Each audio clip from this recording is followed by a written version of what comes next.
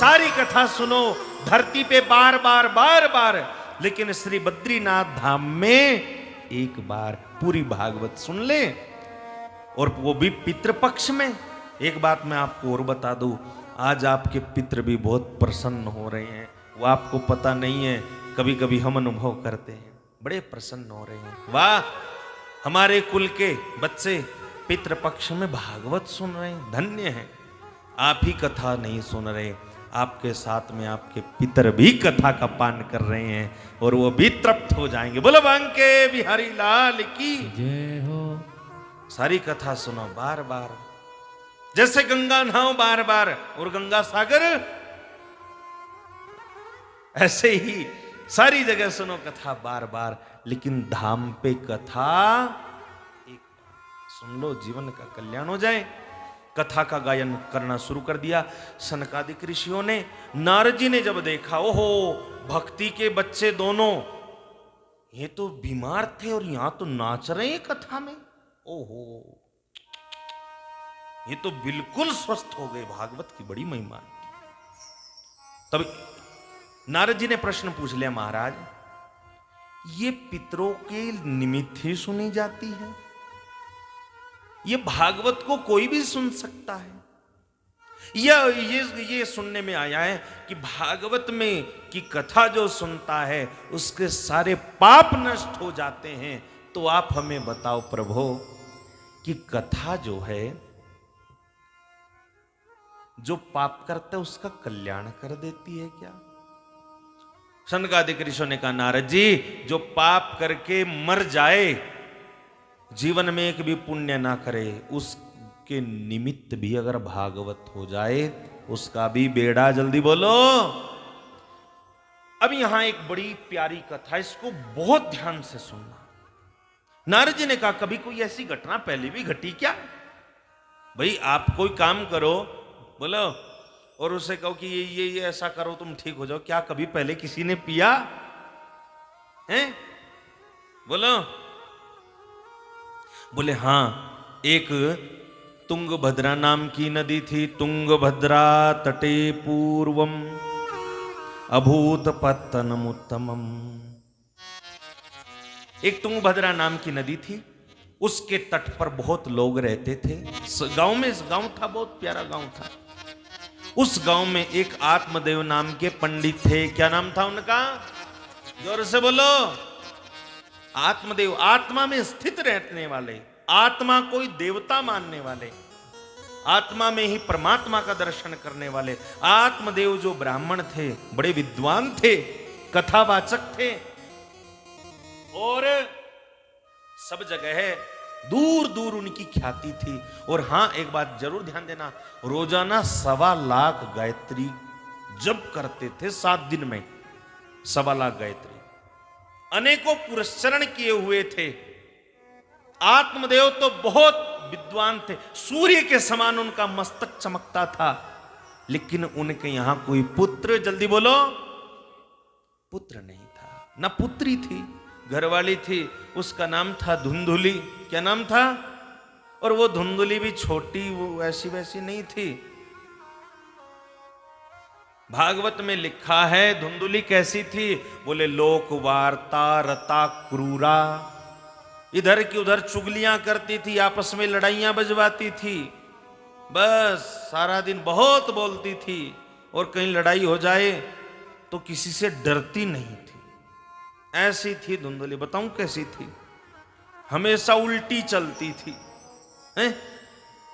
एक पति पत्नी थे, दोनों में आपस में झगड़ा ही झगड़ा, 36 का आंकड़ा। एक बात और बताऊं, तीनों चीजों को बड़े प्रेम से समझना पड़ेगा। प्रेम, दूसरा परिवार, और तीसरा परमात्मा, ये एक ही नींव पर टिकते हैं, प्रेम। तो पति पत्नी में दोनों में आपस में झगड़ा खूब रहता, इतना झगड़ा रहता आपस में, झगड़ा ही झगड़ा। 36 का आंकड़ा, वो कहीं इधर चलो, वो कहीं इधर चलो, वो कहीं इधर चलो, दोनों में तनातनी। तो जैसे अब चल रहे हैं, क्या चल रहे हैं? कनागत। कल मैं जब आ रहे थे ना, तो फोन कर रहे, एक देख भी लिए, आज कोई से का कनागत तो नहीं, कह दिए बहू को रोटी दे देगी गाय को, है? तो कनागत चल रहे थे, तो उन्होंने 36 कांकड़ा, वो श्रीमान जी के पिताजी का श्राद्ध था। अगर अपनी घरवाली से कह दे कि श्राद्ध करें तो कैंसिल ही कर देती प्रोग्राम। उसने दिमाग लड़ाया, उसने कहा देखो देवी, श्राद्ध पक्ष आने वाला है, सब श्राद्ध करेंगे, हम अपने घर में बिल्कुल भी श्राद्ध, जोर से बोलो, नहीं करेंगे। अब वो उल्टी चलती, उसने कहा तेरी क्या चले, मेरे ससुर जी का श्राद्ध एक बार आता है? मैं तो खूब श्राद्ध करूंगी। ओ कनागत जब समापन हुए, सोमवार को अमावस पड़ गई, सोमती अमावस। सोमती अमावस को कहाँ नहाना चाहिए, जल्दी बोलो? गंगा जी में। सारे के सारे बस भर के, जैसे बद्रीनाथ के लिए ऐसे ही गंगा जी के लिए जाने लग गए। तो श्रीमान जी के मन में था कि मैं भी इस देवी के साथ में गंगा नहाऊं, लेकिन वो तो उखड़ बख। उसने कहा देवी, सब लोग जा रहे हैं तो पागल हो गए, तुम बिल्कुल मत जाना। हाथ खींच करके ले गई, तेरी क्या चले, हम दोनों डुबकी लगाएंगे, चल। हर की पौड़ी पर ब्रह्म कुंड में श्रीमान जी तो डुबकी लगा के आ गए बाहर, वो चली गई आगे। अब उल्टी चलती थी, उल्टा तो उल्टा आदमी जो होता है उल्टा ही चलता है। उसने कहा ऐसा करो देवी, अब आगे मत जाना, बहाव तेज है, तुमने मुझे टोका क्यों? और जैसे ही आगे की ओर गई, पांव फिसल गया और बोलो गंगा मैया की, बह गई। जब बह गई तो श्रीमान जी ने धरती को छुआ। हो मेरा भाग्य, मेरा पीछा छूटा, परमात्मा का भजन बिल्कुल खुल के करूंगा, जो झंझट था वो भी खत्म हो गया। अब वो खुश हो रहा था, अब वो देख रही थी, अब देख रही थी बहते बहते दांत भी कटूर रही थी, देखूंगी तुझे। और कहीं आ गई उसके हाथ में संखल। ओहो श्रीमान, उसने तो सोचा पता नहीं मेरा तो कौन सा पाप जागृत हो गया, देखूंगी तुझे। फिर दिमाग लगाया, उसने कहा देवी हां, इस संखल को कस के पकड़ लेना,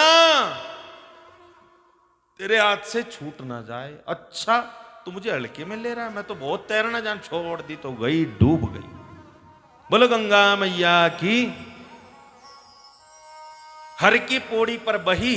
अब वो पहुंच गया ऋषिकेश। ऋषिकेश तो उल्टा पड़ता है, पानी में ढूंढ के खोजने लग गया। पंडों ने पूछा भाई क्या ढूंढ रहा? बोले मेरी घरवाली बह गई। कहां भाई? बोले हर की पौड़ी। तेरा दिमाग खराब हो गया, उधर बही होगी तो उधर को गई होगी, अब इधर को। बोले ना, वो जीवन में उल्टी चलती है, वो यहां भी उल्टी चली होगी। आहा, तो ऐसी थी धुंधुली, समझ गई बात? जो आत्मदेव थे उनकी घरवाली थी धुंधुली। उनके घर में पुत्र और पुत्री नहीं थे। एक गाय पाली, उसने भी किसी बछड़ी को जन्म, जल्दी बोलो। एक आम का बाग लगाया, उस पर भी कोई फल। तब उसके मन में ग्लानि हुई, एक तो पुत्र होता। धुंधुली तो नो टेंशन, ये भी टेंशन आत्मदेव को थी। बड़ी चिंता थे मन में, एक तो होता जो पानी देने वाला होता पितरों को। मरने के लिए आत्मदेव कहां चले गए? सरोवर के तट पर कूदने वाले थे। संत ने हाथ पकड़ लिया, हे क्या कर रहा है? आत्महत्या करने जा रहा हूं महाराज, मेरे यहां पुत्र नहीं है। ले फल ले, अपनी पत्नी को खिला देना। फल खाने से पुत्र नहीं होता, फल खाने। पहले तो महात्मा ने कहा, ब्राह्मण आत्मदेव सुन, सप्त जन्मावधि तवा पुत्रो नैवच नैवच। एक जन्म नहीं, 7 जन्मों तक भी तेरे यहां कोई संतान, जल्दी बोलो, अरे जोर से बोलो ना, नहीं हो। समझ गया, जो 7 जन्मों की बात बता सकता है वो मेरे 7 जन्मों के भाग्य को भी उद्धार करो भगवान, तुम्हारी शरण पड़े। उद्धार करो भगवान, तुम्हारी शरण पड़े।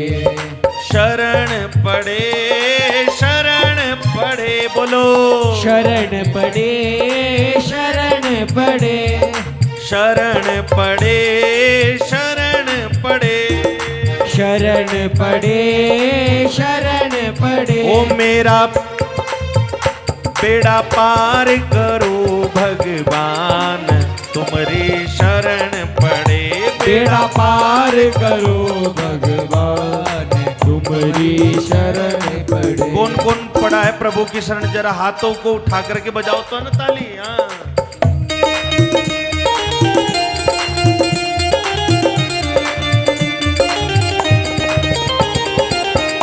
राधा रमन लाल की गाइए।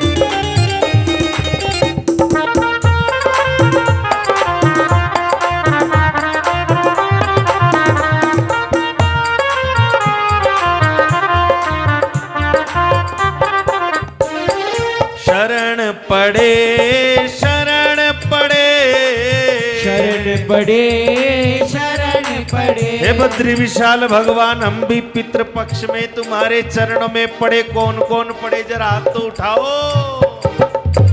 बेड़ा पार करो भगवान, तुम्हारी शरण पड़े। वो बेड़ा पार करो भगवान, तुम्हारी शरण पड़े। तुरंत महात्मा ने फल लिया और ब्राह्मण को दिया, ले आत्मदेव, इसको अपनी पत्नी को जल्दी बोलो खिला देना।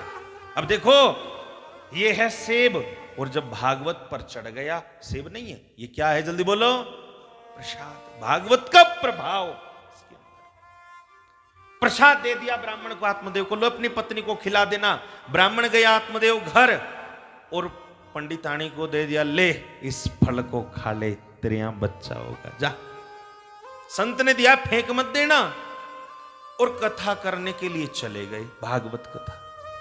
अब वो सोच रहे घर में बैठी इसको खाऊं की, जल्दी बोलो खाऊं की, आपको प्रसाद मिले तुरंत आप उसको खाओ। और ये भी मैं बता दूं, आप अपने घर में करते थे भोजन, लेकिन यहां भोजन नहीं आप कर रहे, यहां क्या ले रहे आप, जल्दी बोलो, प्रभु का।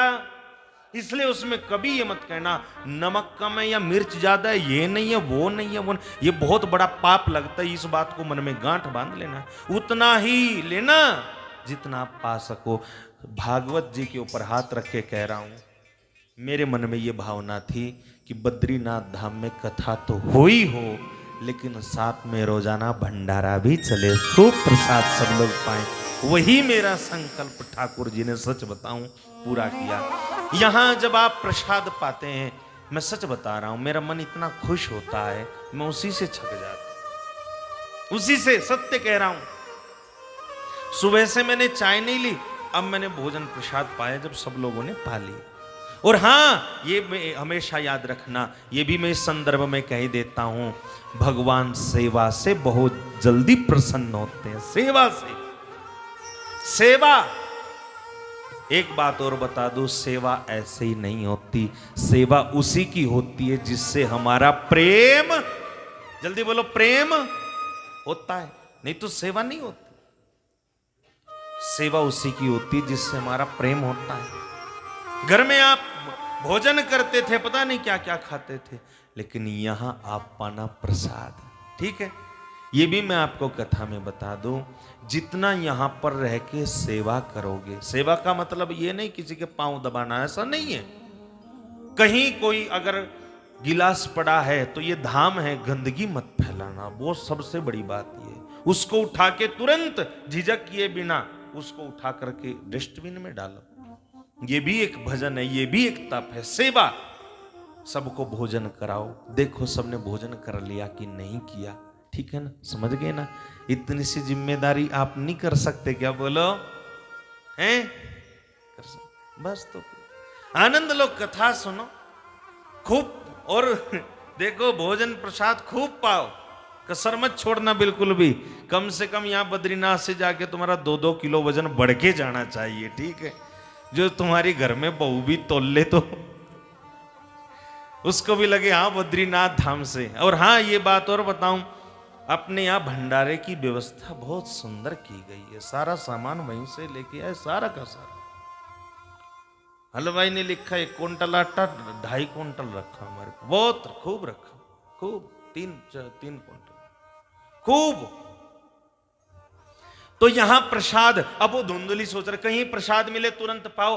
अब वो पंडित जी दे के चले गए, ले संत ने दिया मुझे, ये तू खा ले, तेरे यहाँ पुत्र होगा। अब वो सोच रहे खाऊं कि ना खाऊं। पड़ोसन आ गई, पड़ोसन से बात करने लग गई, अरे बहन कहूं फलन ते होत न देखे पूत, फल खा लो।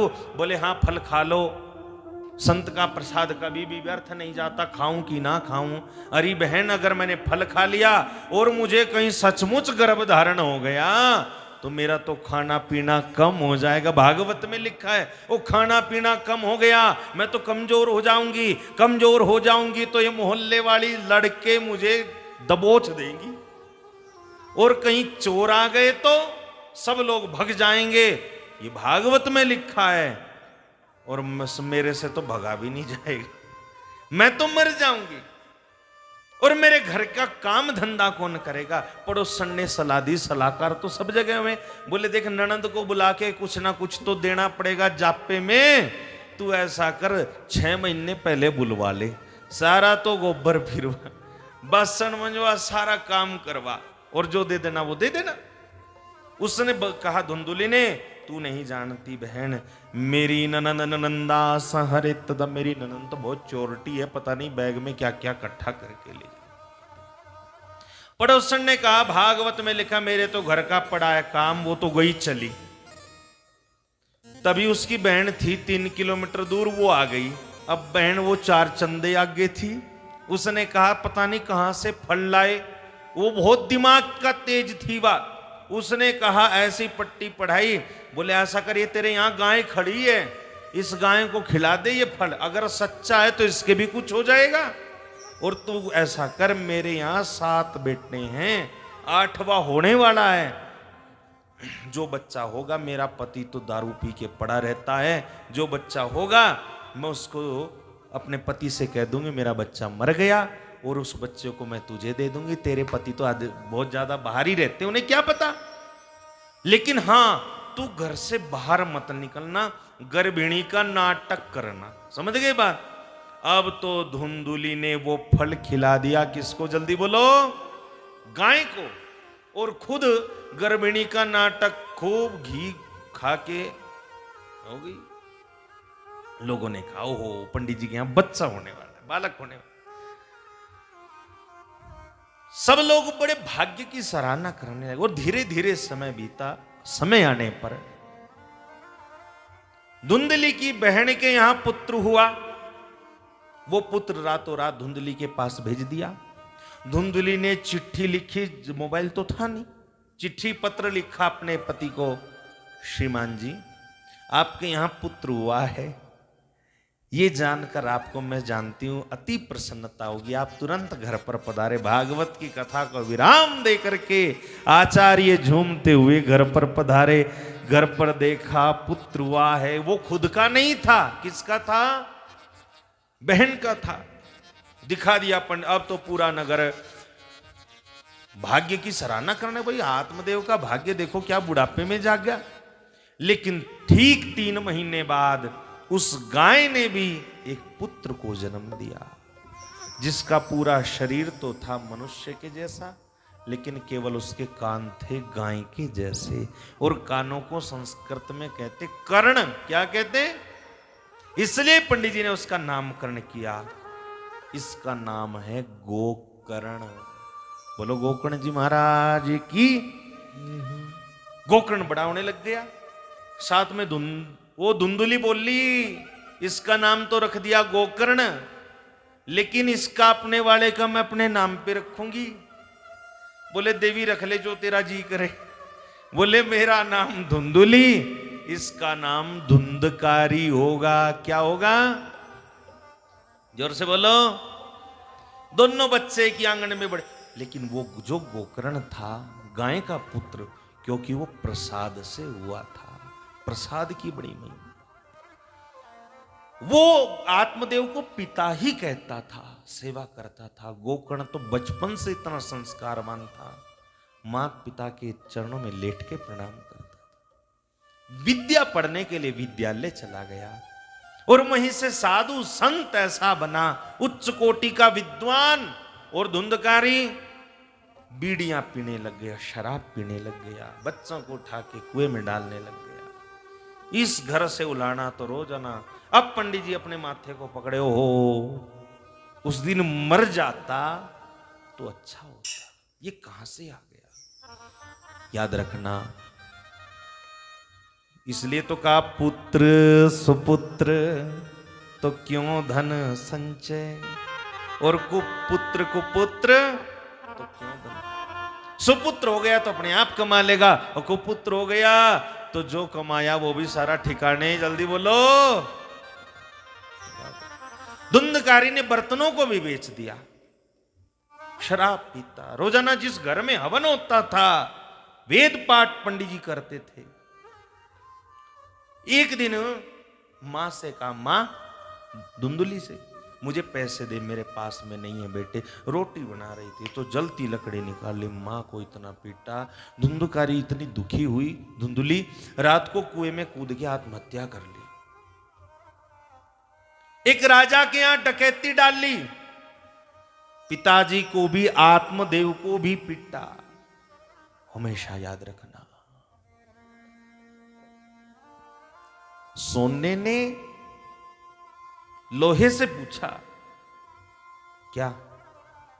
बोले जब तेरी हथौड़ी मेरे ऊपर चलती है तो मैं तो इतनी आवाज नहीं करता, और लेकिन जब तेरी हथौड़ी लोहे पर चलती है तो तू बड़ी आवाज करता। क्यों? बोले इसलिए आवाज करता हूं, अपनों का दिया हुआ दर्द कुछ ज्यादा होता है। पिता को बहुत पीटा आत्मदेव, और घर से चला गया। अकेले पंडित जी घर में बैठे, इसने में आए गोकर्ण पिताजी। आहा, यही तो बात है, कोई सुपुत्र हो महाराज, और वो घर पे पिता के पास में आके उसकी सेवा करे, उसका हालचाल पूछे, पिता की आत्मा खुश हो जाती है। पिता ने कहा, पुत्र तेरे जैसा पुत्र प्राप्त करके मैं धन्य हो गया। धुंधकारी ने मेरा जीवन नरक बना दिया, मुझे यहां से ले जा। चलो पिताजी चलो। और गोकर्ण आत्मदेव को घर से लेके चला। वर्णन आता है, गोकर्ण क्षेत्र में लेके गया और वहीं पर भागवत का ज्ञान दे करके आत्मदेव की मुक्ति। जल्दी बोलो। उसके बाद धुंधकारी ने राजा के यहां डकैती डाल ली, सिपाही पीछे लग गए पकड़ने के लिए, और बहुत सारे सिपाही पीछे लगे, मारेंगे काटेंगे इसको। 5 वेश्याएं घर में धुंधकारी ले आया था, 5 वेश्याएं घर में ले आया। तो जब वेश्याओं ने दारू पी साथ में बैठ के, धुंधकारी के तो मन में आया, इसने राजा के यहां डकैती डाली हुई है, अगर ये पकड़ा गया तो हम भी साथ में जेल जाएंगे, हम भी फांसी चढ़ना पड़े। क्यों ना, हमें ये भी मरेगा और हमें भी मरवाएगा। हम ऐसा करें, इसको जहर दे के मार दें। उसकी शराब में जहर दे दिया, पी करके धुंधकारी तड़पने लग गया।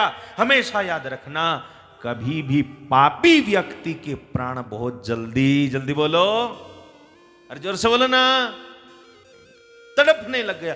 वेश्याओं ने सोचा बच गया तो हमें मार देगा, फिर उसको बांध करके उसके मुंह में जलते हुए अंगारे भर दिए, फिर भी नहीं मरा। फिर सोचा कि अब भी नहीं मरा, तलवार उठाई, पड़ी थी वहीं पर, टुकड़े टुकड़े करके वहीं गड्ढा करके उसको धरती में गाड़ दिया, और सारा का सारा धन लेकर के वेश्याएं फरार हो गई। धुंधकारी महान प्रेत बना, घर का ताला लग गया। और ये बात गोकर्ण जी को पता चली कि मेरा भाई मर गया। तो हमेशा याद रखना, आपका धर्म है भाई, गया जी में जाकर के पिंडदान किया अपने भाई का। प्रत्येक हिंदू को अपने पितरों का तर्पण और पिंडदान करना चाहिए। और पितृ पक्ष में जो अपने पितरों के निमित्त कुछ नहीं करता तो पितृ उसको शाप दे देते, जा तेरा नाश हो जा। उससे क्या होता है, घर में बीमारियां, कलह, एक दूसरे को खा जाऊंगा, मार डालूंगा। उसके घर में पितृ दोष होता है। हमेशा याद रखना, अमावस्या तिथि को जो माताएं सिर धोती हैं या पति पत्नी ब्रह्मचर्य का पालन नहीं करते या भक्ष्य का विचार नहीं करते, उनके घर का पितृदोष कभी जाता नहीं है महाराज। 16 श्राद्ध और प्रत्येक अमावस तिथि के देवता पितृ हैं। आप देखो, ये याद रखना, आपके पूर्वज जहां जिस लोक में होंगे, जो आप जहां दान करेंगे उस योनि में उसको ट्रांसफर होके प्राप्त होगा। समझ गए बात? समझ गए? इसलिए धर्म है श्राद्ध जरूर करना चाहिए। और खाली पंडित को जिमा देना इतना ही श्राद्ध नहीं है भाई, श्राद्धों की बड़ी विधि होती है। श्राद्ध की एक विधि होती है। आजकल लोगों के घर लोगों का जीवन बड़ा दुखी है। क्यों? उनके घर में पितृदोष अधिक से अधिक संख्या में है। और याद रखना, भगीरथ अपने पूर्वजों के लिए सगर के 60,000 पुत्रों की आकस्मिक मृत्यु हो गई थी। कोई प्रोग्राम थोड़ा ही था, आकस्मिक मृत्यु हो गई। तब अंशुमान ने भयंकर तप किया, प्राण निकल गए, लेकिन गंगा धरती पर, जल्दी बोलो, असमंजस ने तप किया, अंशुमान ने तप किया, दिलीप ने तप किया, उसके बाद भगीरथ ने तप किया। इस पीढ़ी दर पीढ़ी सूर्य वंश में तप किया। भगीरथ जी अपने पितरों के उद्धार के लिए गंगा धरती पर लाए, पितरों के उद्धार के लिए पूरा जीवन लगा दिया। इसलिए श्राद्ध पक्ष में अपने पितरों के निमित्त जरूर कुछ कर, और न कुछ। अगर भागवत की कथा पितृपक्ष में सुन लो, हमने इसीलिए इस कथा को पितृपक्ष में रखा। पितृपक्ष में अगर भागवत आप सुन लो तो इस कथा के अमृत से ही पितर आपके तृप्त हो जाएंगे, बिना तर्पण के तृप्त हो जाएंगे, और श्री हरि विष्णु बद्री विशाल भगवान के चरणों में उनका वास हो जाएगा। बोलो बद्री विशाल भगवान की जय हो। तो धुंधकारी प्रेत बना, गया जी में जाकर के पिंडदान किया। किसने किया? जल्दी बोलो। गोकर्ण ने। अब गोकर्ण घूमते घूमते घर आ गए, देखा क्या घर का तो ताला लगा हुआ, घास जम गई, वहां पर अपना आसन बिछाया, लेट गए। तो एक सामने आके बैल खड़ा हो गया, बैल से बकरा बना, बकरे से घोड़ा बना, घोड़े से दोबारा जब बैल बना तब पूछा कौन है तू? उससे आवाज नहीं आई। तब मंत्र पढ़ के जल छिड़का, तब वो प्रेत बोला, अहम भ्राता त्वदीयोस्मि धुंधकारीति नामता। मैं और कोई नहीं हूं भाई, मैं धुंधकारी हूं, मैं आपका ही भाई हूं। मैं प्रेत पीड़ा से, प्रेत योनि में बहुत तड़फ रहा हूं, मेरी मुक्ति का उपाय करो। बोले मैंने तो गया में जाकर के तेरा पिंडदान किया। तब उस प्रेत ने क्या उत्तर दिया वो सुन लो ध्यान से। गया श्राद्ध शते नापी, एक बार नहीं चाहे 100 बार कर लो, मुक्तिर में न भविष्यति, मेरी मुक्ति नहीं होगी, मेरी मुक्ति नहीं होगी। कोई और उपाय करो। तो करूं क्या? बोले ये मैं नहीं जानता, कुछ और करो। सुबह हुई, गोकर्ण ने सूर्य को जल दिया, सूर्य देव प्रकट हुए। सूर्य से कहा, एहि सूर्य सहस्त्रांशो तेजो राशि जगतपते अनुकंपे माम भक्त्या गृहाणार्घ्यम दिवाकर। ए सूर्य देव, आप ही बताओ, जिसकी मुक्ति गया में पिंडदान करने से भी नहीं है, उसकी मुक्ति कैसे होगी? तब सूर्य से आवाज आई, श्रीमद् भागवतान मुक्ति सप्ताहम वाचनम कुरु। हे गोकर्ण जी, सप्ताह कथा का वाचन करो, मुक्ति हो जाएगी। प्रातः होते ही गोकर्ण जी ने मूर्त नहीं सुझाया, अपने गांव में जो नदी थी उसी के तट पे बैठकर बरगद के पेड़ के नीचे गांव वालों को कथा सुनाई। धुंधकारी कथा सुनने के लिए आया। 7 गांठ का जो बांस था, बांस भी हम मैं अपने यहीं से सब ले सामान बांस भी वहीं से लेके आए। बोलो बांके बिहारी लाल की। 7 गांठ का बांस था, उसमें आके बैठ गया और कथा हुई। पहले दिन की तो बांस की पहली पोरी फट गई, दूसरे दिन की कथा हुई, दूसरी पोरी फटी, तीसरे दिन की कथा हुई, तीसरी पोरी, 7 पोरी फट गई और धुंधकारी जो प्रेत था वो दिव्य श्री बद्री विशाल नारायण के रूप में प्रकट हो गया और परिक्रमा करके भागवत की लेट गया। कह रहा है वही प्रेत, धन्या भागवती वार्ता, धन्य है ये भागवत की कथा जिसने मुझे प्रेत पीड़ा से मुक्ति दिलवाई। सप्ताह होपी तथा धन्य, अगर कोई सप्ताह की कथा पूरी सुन ले तो कृष्ण लोक फलप्रद, उसको भगवान का दिव्य धाम प्राप्त होता है। लेट के प्रणाम किया भागवत जी को और विमान में बैठ करके भगवान के धाम को गए। गांव वालों ने पूछ लिया, महाराज कथा तो सबने सुनी थी, तो मुक्ति तो धुंधकारी की क्यों हुई?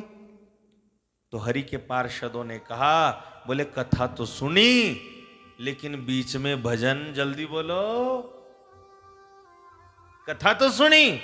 एक बात मैं और बता दूं, कथा टाइम पास के लिए नहीं होती, कथा मनोरंजन भी नहीं है, कथा तो आत्मरंजन है। प्रभु की कथा, कथा सारी व्यथा को मिटाने वाली है, इसलिए कथा को बड़े प्रेम से सुनना चाहिए। प्रेम से बोलो राधे, मिलके बोलो, एक बार और बोलो। गोकर्ण जी ने कहा गांव की बात है, कोई बात नहीं, 3 महीने बाद फिर कथा करेंगे। 3 महीने बाद, जैसे वृंदावन के तुरंत बाद बद्रीनाथ जी में, ऐसे ही गोकर्ण जी ने कथा करी और गांव के सब लोग, ये भागवत में लिखा है, ध्यान से सुनना, जैसे राम जी अयोध्या वासियों को लेकर के साकेत को गए थे, ऐसे ही गोकर्ण जी भी सप्ताह कथा करने के बाद पूरे गांव वालों को लेकर के साकेत को जब जाने लग गए तो वहां 7वें दिन की कथा में साक्षात भगवान नारायण प्रभु प्रकट हो गए। बोलो बांके बिहारी लाल की। और देखो भाई ये नियम है, कथा सुन के कथावाचक को दक्षिणा दी जाती, बोलो। लेकिन गोकर्ण जी महाराज को स्वयं भगवान ने दक्षिणा दी, क्यों? और आज तक ऐसी दक्षिणा धरती पर किसी कथावाचक को नहीं मिली जो दक्षिणा गोकर्ण जी महाराज को। भगवान ने कहा, हे गोकर्ण तेरा कितना उच्च कोटि का भाव है, तुसने गांव वालों को, अपने गांव के भोले भाले लोगों को, सीधे साधे लोगों को पार उतार करने के लिए भवसागर से कथा सुनाई बड़े भाव से, इसलिए मैं तुझे कुछ नहीं दे सकता। भगवान ने अपना मस्तक गोकर्ण की गोद में रख दिया। मतलब भगवान कहना चाह रहे हो, गोकर्ण तेरे को देने के लिए मेरे पास में कुछ नहीं है, अगर मैं दे रहा हूं तो मैं आज तुझे अपने आप को ही दे रहा हूं, बस ऐसी दक्षिणा किसी को। गोकर्ण जी ने कहा, प्रभु अद्य में भगवान लब्ध, वाह आज तो मुझे भगवान मिल गए, मुझे एक वरदान और दे दो। क्या? यत्र यत्र भागवती वार्ता, जहां जहां भागवत की कथा हो, जहां मतलब जहां कहीं भी हो, वहां आप प्रभु एक दिन प्रकट जरूर हो जाना। अब किस दिन होना, कब होना, किस टाइम आना, किस टाइम नहीं, वो प्रभु के हाथ में। लेकिन ये कहा एक दिन प्रकट जरूर। अगर कहीं कथा होती है तो भगवान ये गोकर्ण के वचन को पूरा करने के लिए एक ना एक दिन आ जाते हैं। लेकिन यहाँ तो श्री बद्री नारायण के बिल्कुल सामने मंदिर के, उनके नेत्रों के सामने कथा हो रही है। यहाँ तो 24 घंटे भगवान का नित्य निवास है। 24 घंटे यहाँ, अरे ताली बजाओ तो मिलके बजाया करो, यहीं 24 घंटे खड़े हुए भगवान, उन्हीं के सामने ये कथा हो रही है और उन्हीं की कृपा से ये आयोजन हो रहा है। और हाँ, गांव वालों को सबको लेकर के पार हो गए। एक अध्याय में भागवत की महिमा को गाया और विधि गाई, कथा कैसे सुननी चाहिए ये भी मैं आपको बता देता हूं। बोले कथा में सबसे पहले तो किसी विद्वान आचार्य का वर्णन करें, समझ गए।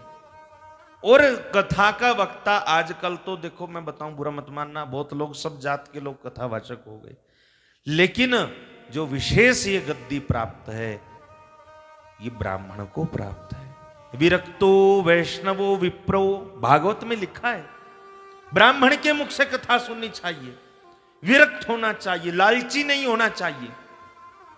विरक्तो वैष्णवो, वैष्णव होना चाहिए।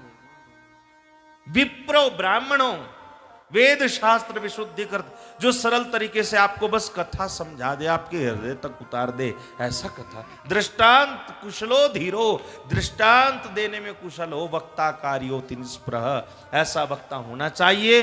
रोजाना गणपति का पूजन होना चाहिए। क्यों? कथा में विघ्न बहुत आते हैं। बोलो भाई, इस कथा में भी थोड़े नहीं, बहुत विघ्न आए। हाँ, कहीं हमारी गाड़ी खराब हो गई, कहीं कुछ हो गया, कहीं कुछ हो गया। मैंने कहा ले खैर, मैं इन सब चीजों से घबराता नहीं हूं। भगवान की इतनी मेरे ऊपर कृपा है, भागवत जी की, आत्मविश्वास मेरा बहुत है ठाकुर जी की दया से। तो कहीं कुछ ये सब विघ्न आते ही हैं, लेकिन उसके लिए विद्वान ब्राह्मणों का वर्ण करे, जो रोजाना पूजा करा करके जप करे और कथा में शांति बनी रहे, ऐसी व्यवस्था करे। मैं भी आप सब लोगों से ये निवेदन करता हूं, यहाँ आप धाम पर आए हो, व्यर्थ की बातों को छोड़ करके भगवान में मन लगाए रहना। 7 दिन बाद आपको घर में जाके मन नहीं लगेगा, मैं सच से कह रहा हूं। बोलो बांके बिहारी लाल, मन नहीं लगेगा बिल्कुल भी। और हाँ, रोजाना खाना क्या चाहिए? बोले खाओ, चाहे 3 टाइम खाओ, लेकिन थोड़ा थोड़ा थोड़ा आधा पेट को खाली रखो। क्यों? आपको बैठने में दिक्कत नहीं होगी और आलस्य भी नहीं आएगा। क्यों भाई? थोड़ा थोड़ा खाओ। इसलिए हमने सुबह में रखा है हल्का फुल्का, सुबह का टाइम। सब लोग सुबह जल्दी नाश्ता कर लिया करो, ठीक है ना। नाश्ते में भी बाल भोग, हल्का फुल्का प्रसाद भगवान का, ठीक है ना। इसलिए हमने ये पकोड़े वकोड़े का सिस्टम नहीं रखा है, ठीक है ना, क्योंकि उसको खा लेंगे तो 12-1 बजे तक गए। और दोपहर का जो समय रहेगा रोजाना, वो 10 बजे का रहेगा रोजाना, ठीक है।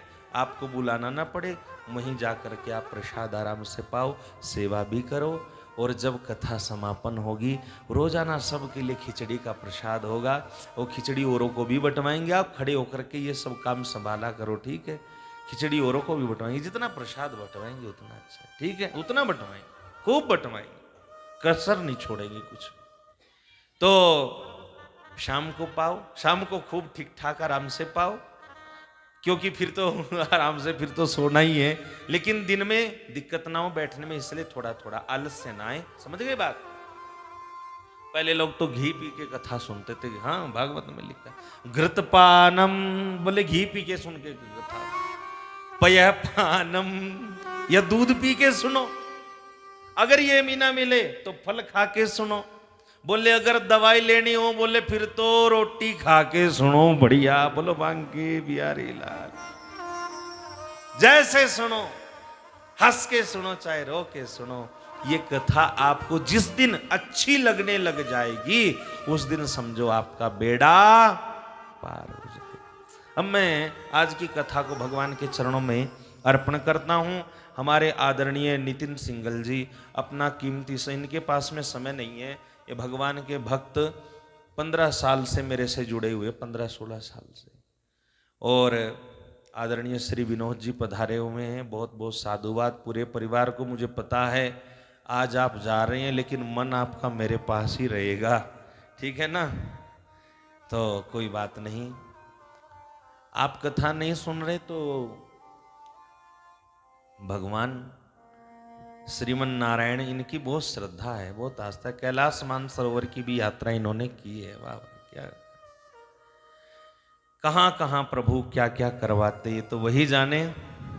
लेकिन आज की कथा में मुख्य यजमान, इनको बहुत बहुत साधुवाद, हृदय से आशीर्वाद। और आप सब लोगों को भी बहुत बहुत साधुवाद। भागवत की महिमा यही है। देखो भाई, यहाँ पर जितना सेवा करोगे उतना आपको फल मिलेगा। आपको मैं देखूं या ना देखूं, लेकिन हरि विष्णु सबको देख रहा है कि नहीं? जल्दी बोलो। सबको देख रहा है। जो उनके लिए जो कर रहा है, जिस भाव से कर रहा है, मैं जानूं, हमें जनाने की जरूरत भी नहीं है। वो प्रभु सब जानता है। जानता है कि नहीं? बोलो।